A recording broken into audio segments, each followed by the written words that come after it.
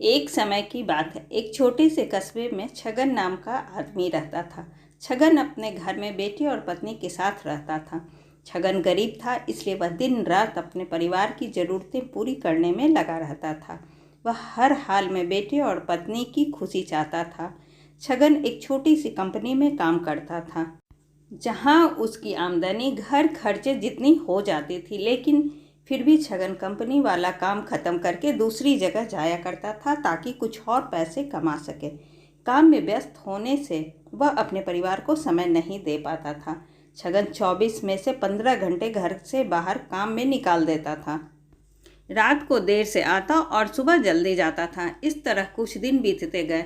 एक दिन छगन की पत्नी ने उससे कहा कि आप पूरे दिन काम करते हैं और हमें समय नहीं देते हैं।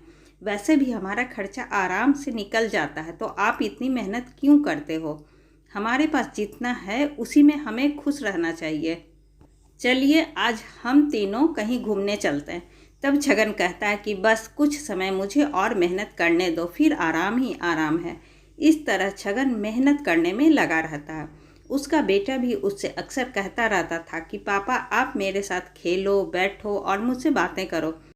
लेकिन छगन हमेशा काम के लिए कहकर कभी उसे समय नहीं दे पाता था। कुछ समय और बीता।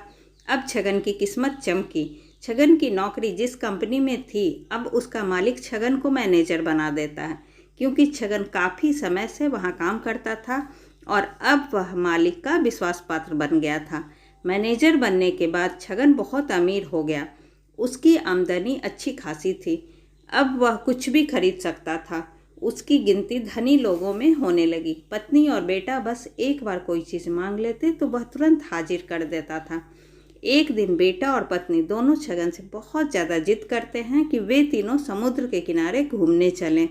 छगन कहता है कि ठीक है, आज चलेंगे, लेकिन मुझे कंपनी में थोड़ा काम है, इसलिए तुम दोनों समुद्र के किनारे पहुँचो, मैं सीधा कंपनी से काम ख़त्म करके पहुँचता हूँ। पत्नी और बेटा दोनों वहाँ चले जाते हैं। तभी समुद्र में बहुत बड़ी सुनामी आ जाती है और आसपास के लोगों को भी बहा ले जाती है। पत्नी और बेटा दोनों पानी में बह गए। जब छगन वहां पहुंचता है तो ऐसी हालत देख घबरा जाता है। उसने हर जगह देखा, लेकिन वे लोग कहीं नहीं मिले। सब कुछ बर्बाद हो चुका था। उसे यकीन हो गया कि उसकी पत्नी और बेटा भी बह गए।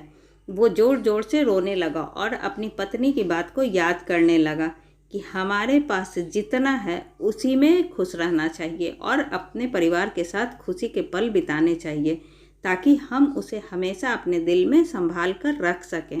पैसों का क्या है, कभी होंगे तो कभी नहीं होंगे। इस कहानी से हमें यह सीख मिलती है कि हमेशा अपने परिवार के साथ समय निकाल कर जरूर बैठना चाहिए।